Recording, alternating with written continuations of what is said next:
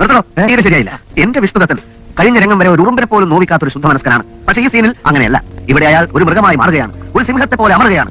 ആ വികാര വിക്ഷോഭങ്ങളുടെ 10 അംശം രാഹുലിന്റെ മുഖത്ത് ഞാൻ കണ്ടില്ല. ഞാൻ അസലായി അഭിനയിച്ചു അല്ലേ ബാലു? നീയാണ് വെറും തല്ലിപ്പൊളിയായി പോയത്. എന്നെ കൊല്ലല്ലേ കൊല്ലല്ലേ, എത്ര കൊല്ലൽ 2 കൊല്ലൽ അത് പോരാ, മിനിമം 4 കൊല്ലൽ വേണം. എന്നെ കൊല്ലല്ലേ കൊല്ലല്ലേ കൊല്ലല്ലേ കൊല്ലല്ലേ. ഓഹോ, കൊല്ലല്ലേ കൊല്ലല്ലേ എന്നെ കൊല്ലല്ലേ. പാട്ട് പാട്ടോ ചാകാൻ പോകുന്നു?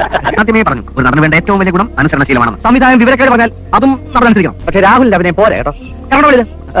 ഞങ്ങളുടെ അതിനൊക്കെ സംഭാവന പിരിച്ച് നടത്തുന്ന ആളാവുമ്പോഴേ ഞങ്ങൾ അഭിപ്രായം പറയും. നാടകത്തെ പറ്റി അഭിപ്രായം പറയാൻ ഞാനുണ്ട് ഇവിടെ. നാടകത്തും സംവിധായകരുമായ ബാക്കിയുള്ളവർ അവിടെ ഇരുന്നോട്ടെ. നമ്മുടെ നാട്ടുകാർ നാടകം എന്തെന്ന് പഠിക്കട്ടെ, മനസ്സിലാക്കട്ടെ.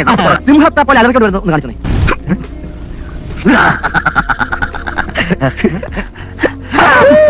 ആരാ കൂവിയത്?